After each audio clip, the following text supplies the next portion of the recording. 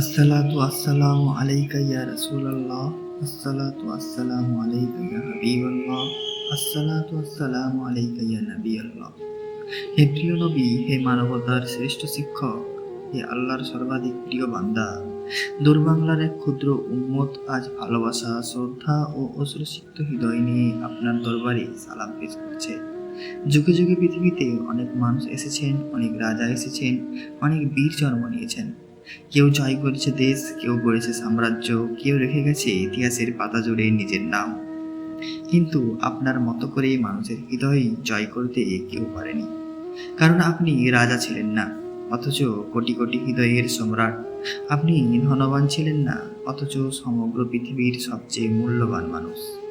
আপনি কোনো প্রাসাদে বাস করেননি, কিন্তু মানুষের হৃদয়ের সিংহাসনে আজও অধিষ্ঠিত আছেন। হে রাসূলুল্লাহ, যখন পৃথিবী অন্যায় ভরে গিয়েছিল, যখন মানুষ সত্যকে ভুলে গিয়েছিল, যখন দুর্বলদের উপর অত্যাচার ছিল নিত্যদিনের ঘটনা, তখন মহান আল্লাহ আপনাকে রহমত হিসাবে পাঠিয়েছিলেন। আপনার আগমনে অন্ধকার দূর হয়ে যায়, মিথ্যার পরাজয় হয়, সত্যের বিজয় ঘটে। আপনার জন্মের সংবাদ ছিল মানবতার জন্য শুভ সংবাদ।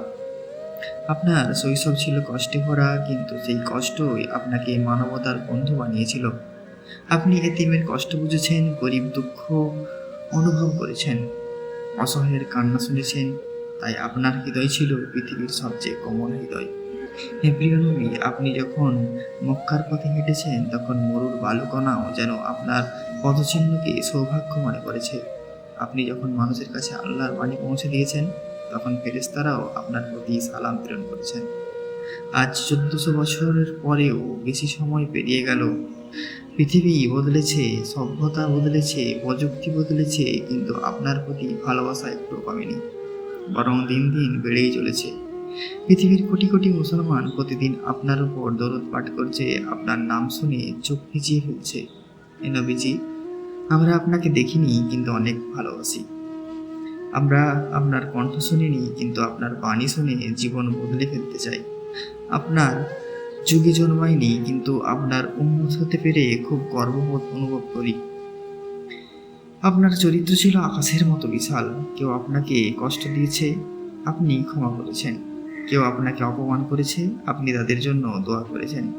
কেউ আপনাকে আঘাত করেছে, আপনি তাদের কল্যাণ কামনা করেছেন। পৃথিবীর ইতিহাসে এমন মহান ক্ষমাশীলতার উদাহরণ খুব কমই পাওয়া যায়। তাইফের সেই ঘটনা আজও মানবতাকে শিক্ষা দেয়। মানুষ যখন আপনাকে পাথর মেরে রক্তাক্ত করেছিল, তখনও আপনি তাদের ধ্বংসের বদলে হেদায়েতের দোয়া করেছিলেন। কি অসীম দয়া ছিল আপনার অন্তরে! হে আল্লাহর রাসূল, আপনি আমাদের শিখিয়েছেন মানুষের প্রতি ভালোবাসা, প্রতিবেশীর প্রতি দায়িত্ব, পিতামাতার প্রতি সম্মান এবং সমাজের প্রতি কর্তব্য।